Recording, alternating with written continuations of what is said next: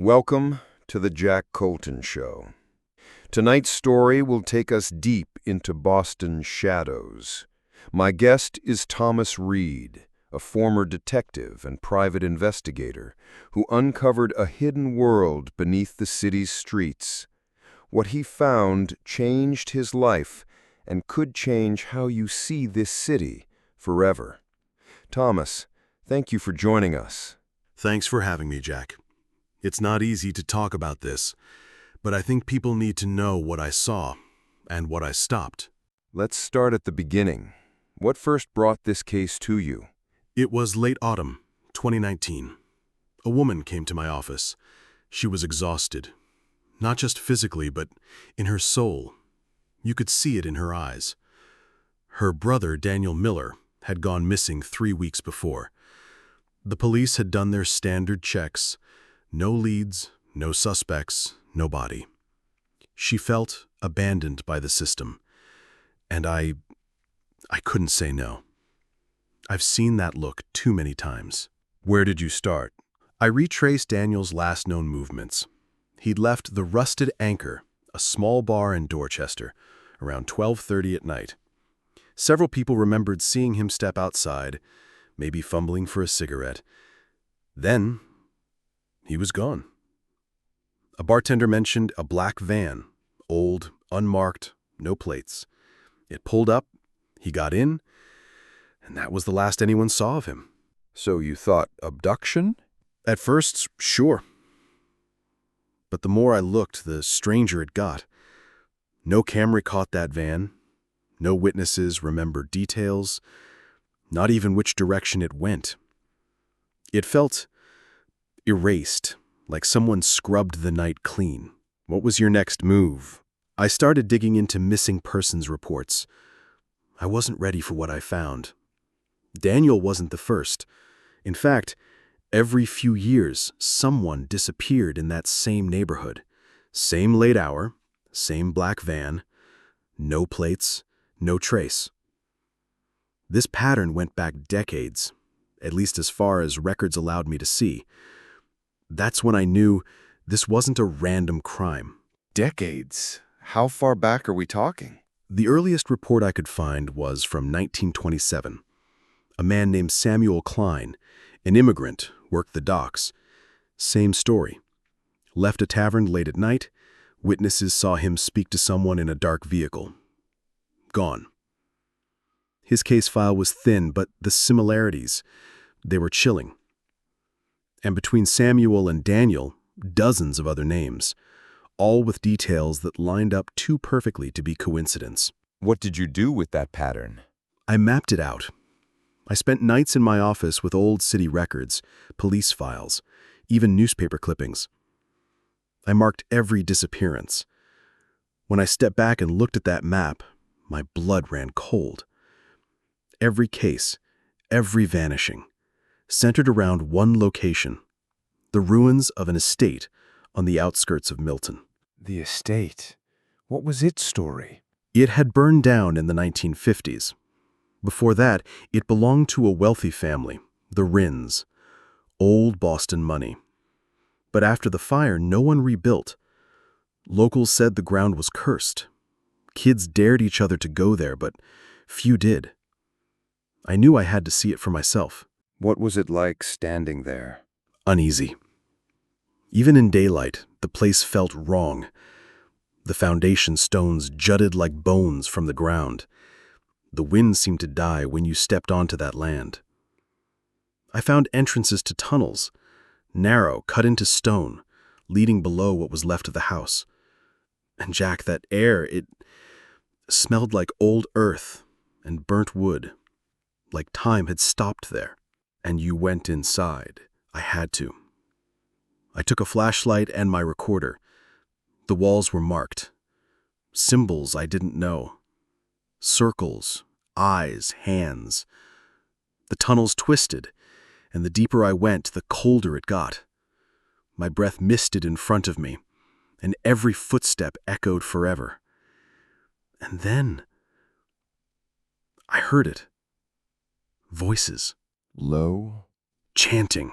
You heard chanting in those tunnels? I did. At first, I thought it was the wind playing tricks, but no. It had rhythm, like a prayer or a ritual. I killed my flashlight. I didn't want to risk the beam giving me away. My heart was pounding so loud I was sure they could hear it. The air felt heavier with every step I took toward the sound. Could you see them? Barely. Torchlight flickered from deeper in the tunnels. Shadows danced along the stone. I inched closer, hiding behind a collapsed wall. That's when I saw them. 5, maybe 6, hooded, robed. They stood around what looked like a stone altar. One of them raised something, I couldn't see what, and the others chanted louder. What did you do? I wanted to stop them. Every instinct in me screamed to intervene, but I was alone, unarmed, deep underground. I backed out slowly. My hands shook as I turned on the flashlight once I thought I was far enough. I had to get out, had to tell someone. Did you call the police? I did. They came. Milton PD. 2 cars, but by the time they arrived, the tunnels were empty. No voices, no torches, just old stones and cold air. The officers humored me, but I could see it in their faces. They thought I'd imagined it. Or worse, that I was wasting their time. So what kept you going? The faces of the missing. I'd seen their photos, met their families. I couldn't let it go. I spent the next weeks digging through archives, trying to piece together the history of the estate, the tunnels, and anyone connected. That's when I found the name. The Circle of the Veil. The Circle of the Veil. What was that? It was an old name, older than I expected. I found references in archived newspapers, dusty court documents. It was described as a private society, exclusive, secretive. But beneath the surface, whispers of darker things. Disappearances linked to properties they owned, strange gatherings at night. People feared them, but no one spoke openly. And their influence, it reached far. Into City Hall, business, even law enforcement. That must have made it hard to trust anyone. It did. I stopped sharing leads with local authorities. Every time I did, the trail seemed to dry up. I felt watched. Cars parked too long outside my office. I heard clicks on my phone line. Once I came out of my office late and found the door ajar. Nothing missing, just disturbed, as if someone wanted to know they'd been there.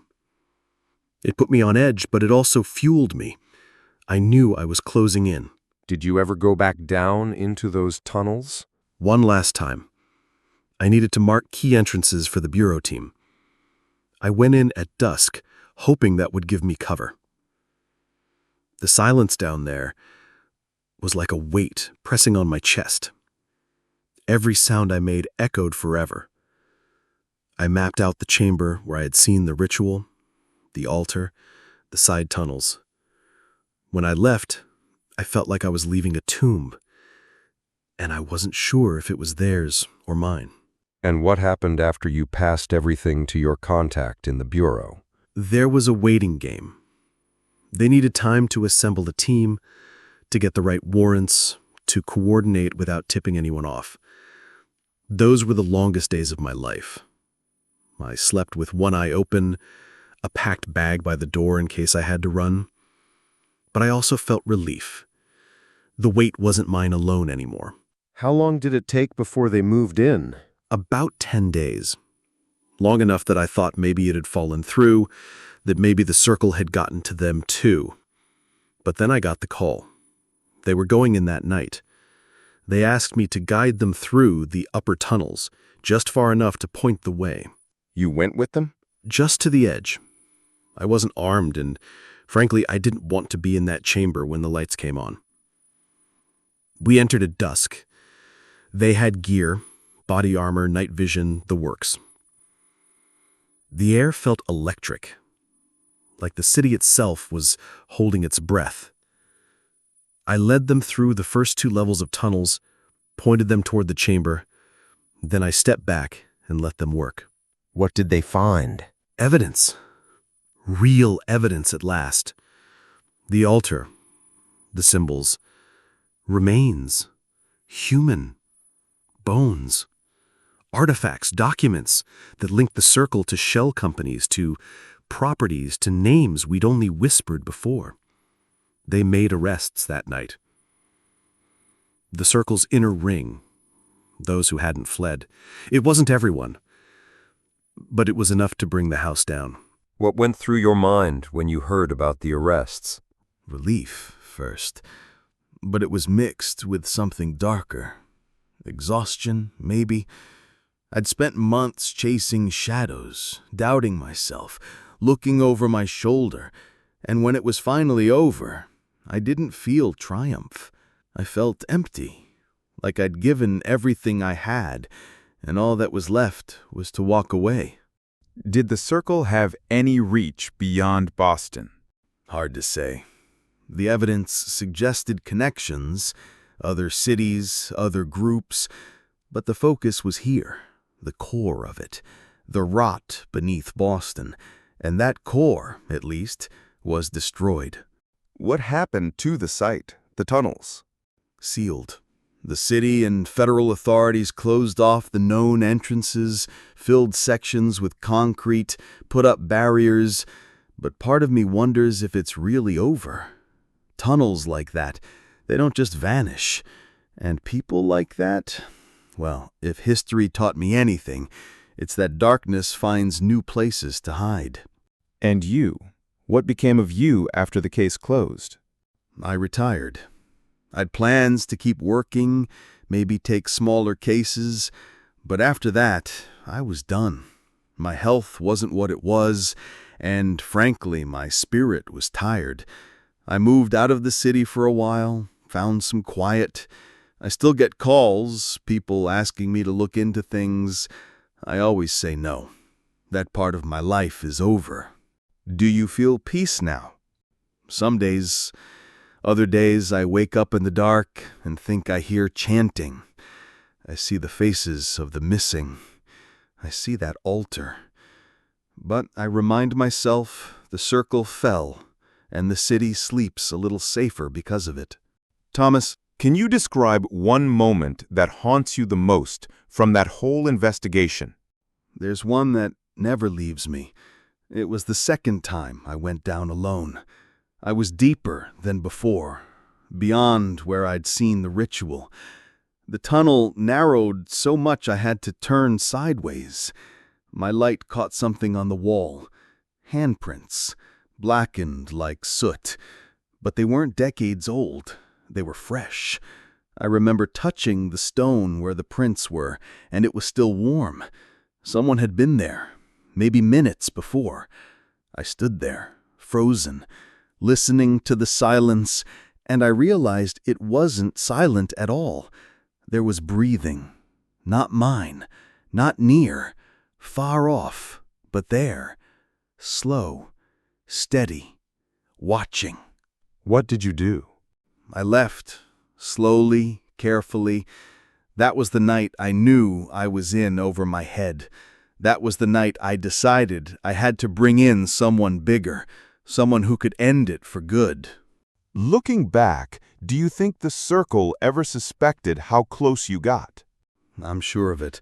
They're gone now, at least that group is, so I can say it.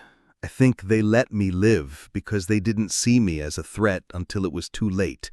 Or maybe they thought fear would do the work for them, and some days I wonder if it almost did. What would you say to anyone out there listening who might think this all sounds too unbelievable? I'd say, look around your own city. Every place has its shadows. Boston's just had this one longer than most. And the people who work in those shadows, they count on us doubting them, on our disbelief keeping them safe. I almost let mine stop me. I'm glad I didn't. When you finally saw the circle fall, when those arrests happened, what did you feel standing there, watching it end? It's strange. You'd think I'd feel victorious, but standing at the edge of those tunnels, hearing the radios crackle, seeing the agents come out one by one with evidence, with prisoners, I felt small, like I was standing at the edge of something so much older and bigger than me, like I'd torn down a curtain, but what lay behind it was still vast, still dark. I felt relief, sure, but also humility, and I felt tired, bone tired. Do you think there were members who got away? I'd bet my life on it. We got the inner circle, the ones who led the rituals, who managed the properties, who held the strings here, but networks like that don't die in one night. There are always sleepers, always sympathizers. That's what haunts me. Knowing some of them may have simply moved on to other cities, other groups, waiting. Have you ever considered writing this all down formally? A book, maybe? I've thought about it, but I'm not sure who'd believe it, or if I want to relive it in that much detail. What I'm doing here tonight, this is as close as I've come, talking to you, hoping someone listening will understand what I mean when I say, look deeper. Always look deeper. What would you tell your younger self, the man at the start of this case?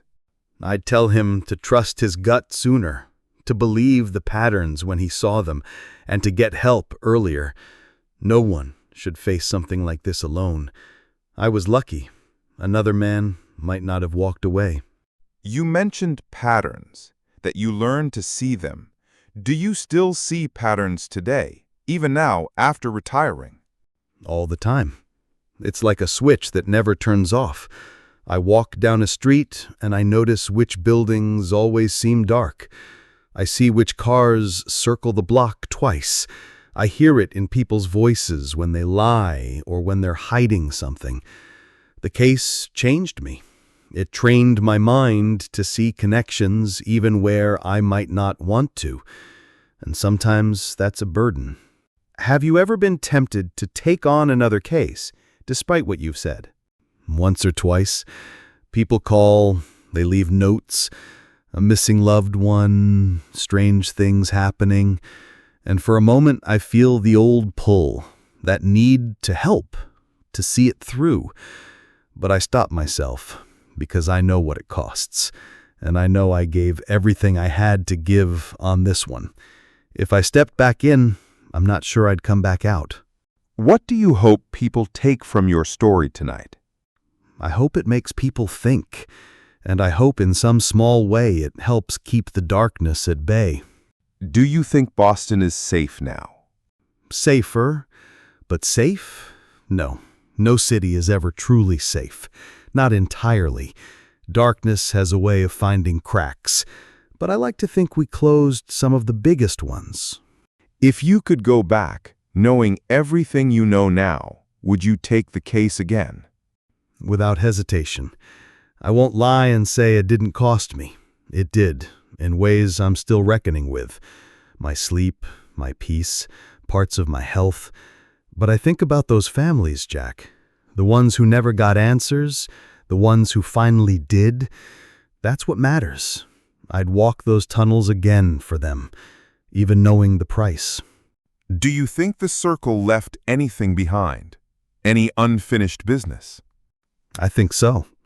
I think somewhere down there, deeper than we ever mapped, there were chambers we never found, secrets we never unearthed. Maybe they'll stay buried. Maybe someone else will stumble onto them one day. I hope whoever that is has the sense to walk away, or the strength to finish what we started. What would you say to our listeners to remember from your story tonight? I'd say, look beyond the surface. The world has layers. What you see, the surface, it's only part of the truth. There's always more beneath, and not all of it is meant to be found. But if you do find it, don't look away. Thomas, it's been an honor to hear this from you. Thank you for trusting us with it. Thank you, Jack. I hope it makes people think, and I hope in some small way it helps keep the darkness at bay. Well, dear listeners and viewers, thank you for joining us tonight on the Jack Colton Show. I hope this story gave you something to think about, maybe even something to feel. Stay curious, stay safe, and remember, the world is often not what it seems. Until next time, good night.